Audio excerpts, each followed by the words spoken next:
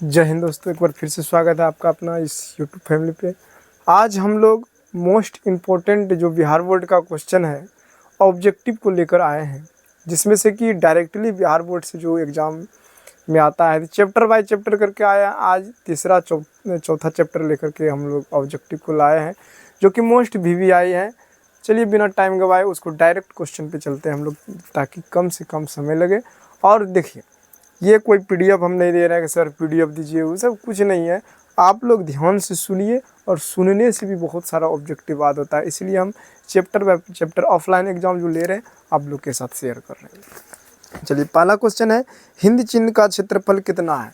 देखिए, किताब में NCERT में बिहार बोर्ड का जो NCERT है हिस्ट्री का, उसमें आप अगर जब पढ़िएगा तो 2.8 लाख वर्ग किलोमीटर होगा लगभग। अगर जब बोले प्यारे बच्चों तो वहाँ पे हम लोग 3 लाख वर्ग किलोमीटर मार सकते हैं। तो इसका आंसर हो जाएगा 3 लाख। कह रहा हिंद चिन्ह में कितने देश आते हैं, तो हिंद चिन्ह में कितने देश आ रहे थे? 3, लाओस, कंबोडिया और वियतनाम। हिंद चिन्ह में 3 देश आते हैं, लाओस, कंबोडिया और वियतनाम, याद रखिएगा। उसके बाद क्वेश्चन है कंबुज राज्य की स्थापना कब हुआ था। तो ये 4वीं शताब्दी में कंबुज नाम का राज्य था। कंबुज नाम का राज्य की स्थापना जो 4वीं शताब्दी में हुआ था। उसके बाद क्वेश्चन है कि अंकोरावाट का मंदिर किसने बनवाया था। जी, अंकोरावाट का मंदिर किसने बनवाया था? तो अंकोरावाट का जो मंदिर बनाया था सूर्यवर्मन द्वितीय नाम करके व्यक्ति था, उसी ने बनवाया था, सूर्यवर्मन द्वितीय।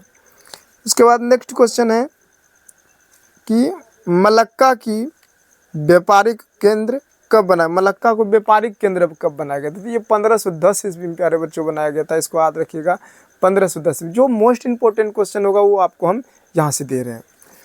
उसके बाद है तोकिंग में फ्रांसीसी सेना का प्रवेश कब हुआ था। तो ये 1783 ईस्वी में तोकिंग नाम का जगह था, वहाँ फ्रांसीसी सेना गया था। ये सारी की सारी जो घटना आप लोग ये सुन रहे हैं, ये वियतनाम का, लाओस का, कंबोडिया का, अर्थात कुल मिला के बोला जाता है हिंद चिन्ह की है। उसके बाद है नरोत्तम सिंहानो कहाँ के शासक थे। तो ये कंबोडिया का था। नरोत्तम सिंहानो जो था कंबोडिया का शासक था, याद रखिएगा। और ये भी क्वेश्चन यहाँ से एक आता है कि सबसे बड़ा हिंदू मंदिर कहाँ है। तो ये कंबोडिया में, याद रखिएगा। और उसका नाम क्या? अंकोरावाट है। ये भी प्रश्न आता है कि अंकोरावाट का जो मंदिर है कहाँ स्थित है। तो ये प्यारे बच्चों याद रखिएगा, कंबोडिया में स्थित है। और एक क्वेश्चन और भी आता है कि कंबोडिया का दूसरा नाम क्या है। तो कंबोडिया का दूसरा नाम कंपुचिया है, उसको याद रखिएगा। उसके बाद नेक्स्ट क्वेश्चन है, हुआ आंदोलन किस प्रकृति का था। तो ये हुआ आंदोलन एक धार्मिक क्रांति प्रकृति का था, क्योंकि वहाँ पर वो व्यक्ति ही जो था जिसने जो चलाया था, हुआ व्यक्ति, ये पंजाब से स्टार्ट होता, आप लोग पढ़े होंगे सब्जेक्टिव में। और ये धर्म को लेकर के चलाया था, इसीलिए धार्मिक क्रांतिकारी इसका सही आंसर हो जाएगा। उसके बाद है यह आंदोलन की शुरुआत कब हुआ था। हुआ आंदोलन की शुरुआत कब हुआ था। तो यह 1939 ईस्वी में जो हुआ था ना, हुआ आंदोलन की शुरुआत 1939 ईस्वी में हुआ था। उसके बाद नेक्स्ट क्वेश्चन है कि द्वितान होई नामक संगठन की स्थापना किसने किया था। तो द्वितान होई नामक संगठन की स्थापना फान बोई चाऊ करके एक व्यक्ति था, फान बोई चाऊ, याद रखिएगा, उसी ने किया था। उसके बाद दूसरा क्वेश्चन है कि द्वितान होई नामक संगठन का नेता कौन था। ये कुआंग था दोस्तों, ये कुआंग था, याद रखने का, कुआंग। उसके बाद है हुआ आंदोलन किसने चलाया था। अभी जस्ट बोले थे हम लोग, हुआ आंदोलन उस व्यक्ति का नाम ही था, हुआ होता। जनेवा समझौता मोस्ट इंपॉर्टेंट में से ये क्वेश्चन है, ये प्रश्न भी आता है सब्जेक्टिव। जनेवा समझौता कब हुआ था और किसके किसके बीच हुआ था। तो जनेवा समझौता 1954 ईस्वी में हुआ था, फ्रांस और वियतनाम के बीच। उसके बाद है नेक्स्ट क्वेश्चन, हनोई समझौता कब हुआ था। तो हनोई समझौता 1946 में प्यारे बच्चों हुआ था, 1946, याद रखिएगा, हनोई समझौता। उसके बाद है वियतनाम में टोकन फ्री स्कूल की स्थापना। ये मोस्ट इंपॉर्टेंट में से एक है कि वियतनाम में टोकन फ्री जो स्कूल है उसकी स्थापना कब हुआ था। तो 1907 ईस्वी में हुआ था, इसको याद रखिएगा। नेक्स्ट क्वेश्चन है वियतनामी क्रांतिकारी दल का गठन कब हुआ था। तो ये 1925 ईस्वी में वियतनामी क्रांतिकारी दल का गठन हुआ था, 1925 ईस्वी में। नेक्स्ट क्वेश्चन है सोवियत सोवियत नाम में चीन बहिष्कार आंदोलन कब हुआ था? तो ये 1919 ईस्वी में। तो 1919 से रिलेटेड कुछ क्वेश्चन और हम ऐसे बोल देते हैं। इसमें बहुत सारे घटनाएं घटी थी। जैसे रॉलेट एक्ट, जो हमारे भारत में रॉलेट एक्ट था, कब लागू किया गया था? तो 1919 ईस्वी में। जलियांवाला बाग हत्याकांड 13 अप्रैल 1919 ईस्वी में लागू हुआ था। ये दो प्रमुख प्रश्न हमारे बिहार बोर्ड में डायरेक्ट पूछे जाते हैं, इसलिए दोनों को याद कीजिएगा।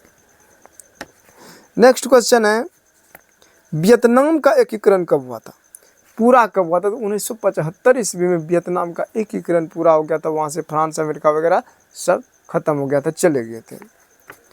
करा हिंद चीन में बसने वाले फ्रांसीसी को क्या कहते हैं? तो प्यारे बच्चों, हिंद चीन में बसने वाले फ्रांसीसी को कोलोन कहते थे।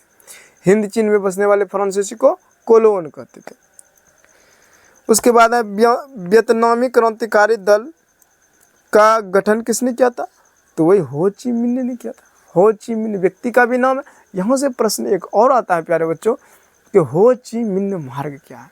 यह एक प्रकार का जो वियतनाम था उसको रसद सामग्री पहुंचाने का मार्ग था, जिसपे कि अमेरिका ने कई बार बमबारी किया, टूट भी जाता था, लेकिन वहाँ के जो अस्थायी लोग होते थे जल्द से जल्द उसका मरम्मत कर देते थे, ताकि उसको फ्रांसीसी से, अमेरिकन से लड़ने में सुविधा हो। रसद सामग्री जाए, हथियार जाए, खाने पीने का जो भी सामान था वहाँ जा सके। उसके बाद है हिंद चीन में कौन कौन से देश आते हैं? तो 3 देश हम तो पहले बताए थे।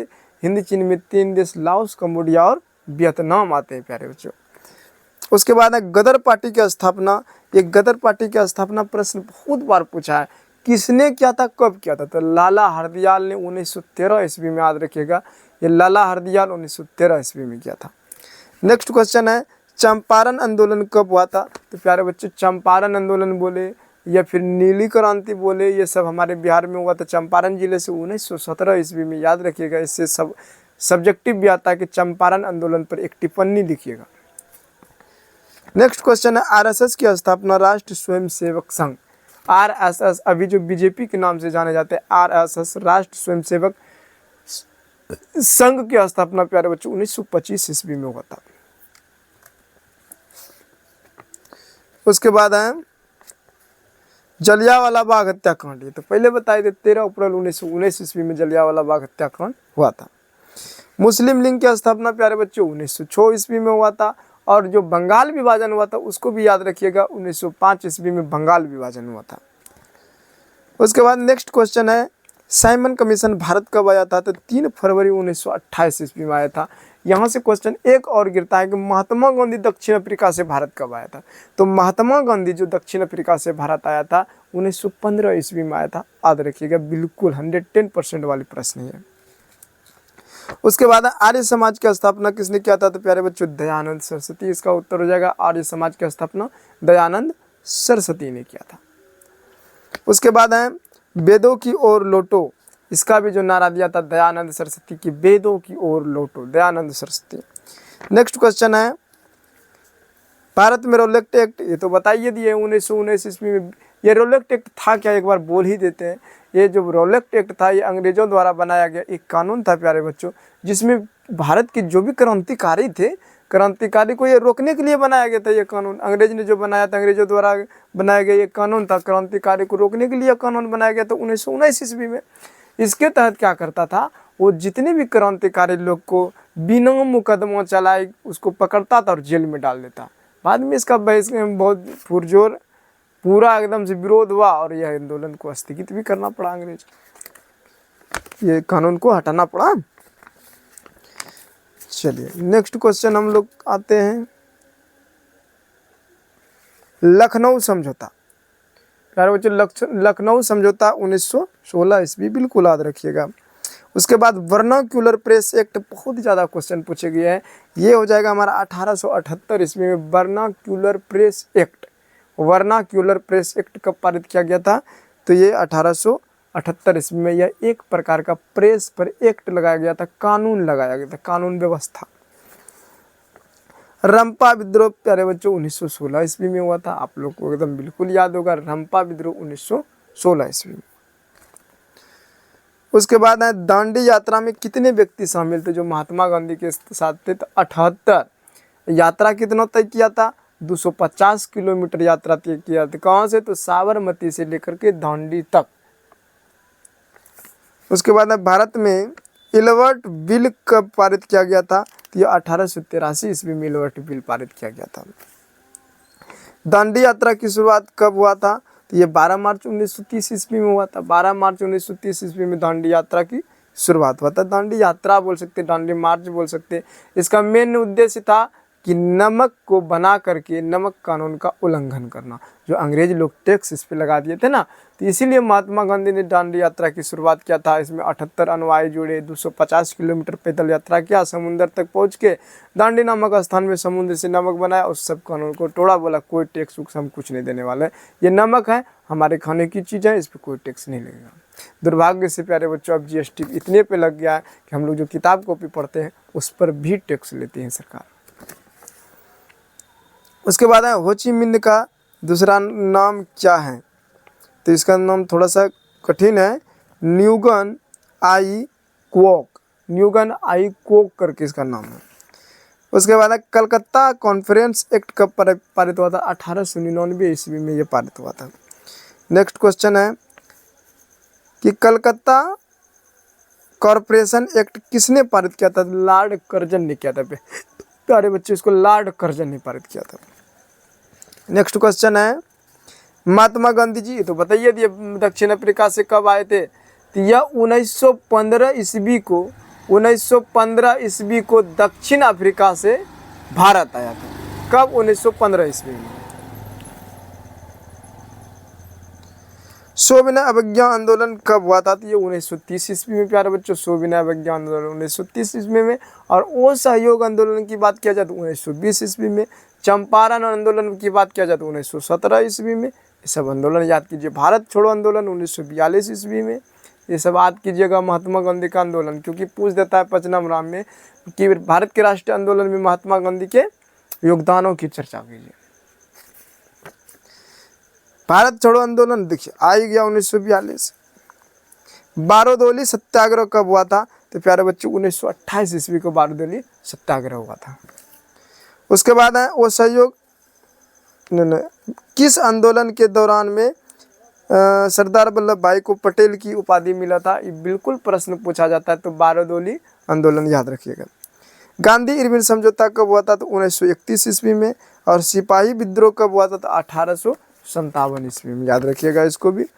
अब कहता हम गांधी जी ने किस गोलमेज सम्मेलन में भाग लिया था? तो द्वितीय गोलमेज सम्मेलन में भाग लिया था महात्मा गांधी ने, बिल्कुल याद रखिएगा इसको। ताना भगत आंदोलन किस आदिवासियों में हुआ था? यह एक उराव करके आदिवासियों का समूह था, संगठन था, जो भी बोले उसको उराव में हुआ था। फॉरवर्ड ब्लॉक के संस्थापक सब कोई जान रहे इसका फॉरवर्ड ब्लॉक का हो जाएगा सुभाष चंद्र बोस। प्यारे बच्चों, इस फॉरवर्ड ब्लॉक का सुभाष चंद्र बोस। उसके बाद इतिहास के जनक मजाक में दे दिए थे हेरोडोटस, ठीक है, फादर्स ऑफ हिस्ट्री हेरोडोटस। उसके बाद है पूर्ण स्वराज की मांग का प्रस्ताव कांग्रेस के किस अधिवेशन में? तो 1929 के लाहौर अधिवेशन में क्या था? पूर्ण स्वराज कांग्रेस ने। उसके बाद है अब प्रश्न हम लोग थोड़ा सा क्या किया है, सब्जेक्टिव भी इसमें से 2 चैप्टर में से तीसरा चैप्टर और चौथा चैप्टर जो हिस्ट्री का उसका सब्जेक्टिव हम चुन के निकाले हैं, जो कि परीक्षा के दृष्टिकोण व्यू से बहुत इंपॉर्टेंट है प्यारे बच्चों। फर्स्ट क्वेश्चन है कि एजेंट ऑरेंज और रासायनिक हथियार नापाम क्या है? तो इसको याद रखिएगा। एजेंट ऑरेंज जो है एक प्रकार का जहरीला पदार्थ था, जो कि अगर जहाँ पत्तियाँ पेड़ पौधे पर छिड़क देता था घास उस पर, तो वो जल जाता था, पत्ती जल कर वो मर जाता था। लेकिन अमेरिका इस जो वियतनाम के साथ आंदोलन युद्ध हो रहा था, उसमें फसल और आबादी दोनों पर इसका इस्तेमाल किया था। उसके बाद आया रासायनिक हथियार, एक प्रकार का ऑर्गेनिक कंपाउंड था प्यारे बच्चों। ये ऑर्गेनिक कंपाउंड था, यह परमाणु अणुबम जैसे बम होता है ना, उसी में गैसोलीन के साथ मिलाकर इसका हथियार तैयार किया जाता था। ये त्वचा से चिपक जाता था और चिपकता था तो जलन महसूस होता था, और कभी कभी तो व्यक्ति की मृत्यु भी हो जाती थी। नेक्स्ट क्वेश्चन है हो ची मिन्ह के मार्ग के बारे में पहले हम बता दिए थे। जेनेवा समझौता ये भी बता दिए थे 1954 ईस्वी में फ्रांस और वियतनाम के बीच हुआ था। माइली गांव की हत्या का था, ये प्यारे बच्चों एक रोचक क्वेश्चन है। माइली गांव की हत्या की घटना को क्या था ये लिखिए। तो देखिए क्या हुआ था कि वियतनाम में एक गांव था, जो कि अमेरिका के सैनिकों ने उसको वियतकांग के समर्थक समझकर पूरे गांव को घेर लिया और जितने भी पुरुष था उसको गोली मार दिया गया और जितनी भी महिलाएं बची उसके साथ कई दिनों तक बलात्कार भी किया गया, पूरे गांव में आग लगा दिया गया, फिर उसको भी मार दिया गया। उसी लाश में से एक बूढ़ा व्यक्ति जिंदा था जो कि इस आंदोलन को मतलब घटना को चर्चा किया और पूरे विश्व में अमेरिका का इंटरनेशनल बेइज्जती हुआ था। प्यारे बच्चों, चलिए रौलट एक्ट बता दिए थे बिना मुकदमा का, जो 1919 ईस्वी में यह अंग्रेजों ने क्रांतिकारियों को दबाने के लिए 1919 ईस्वी में एक कानून पारित किया था जिसे रौलट एक्ट का नाम दिया गया।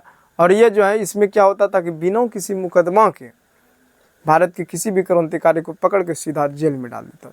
बाद में इसका बहुत ज़्यादा विरोध भी हुआ और वो बंद भी किया गया।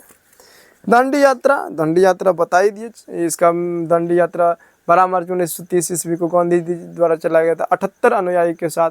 कहाँ से? तो ये हमारा साबरमती आश्रम से दांडी तक, जिसका मुख्य उद्देश्य था नमक बनाकर नमक कानून का उल्लंघन करना। आगे हैं चंपारण सत्याग्रह, हो गया। चंपारण सत्याग्रह का संक्षिप्त विवरण दें।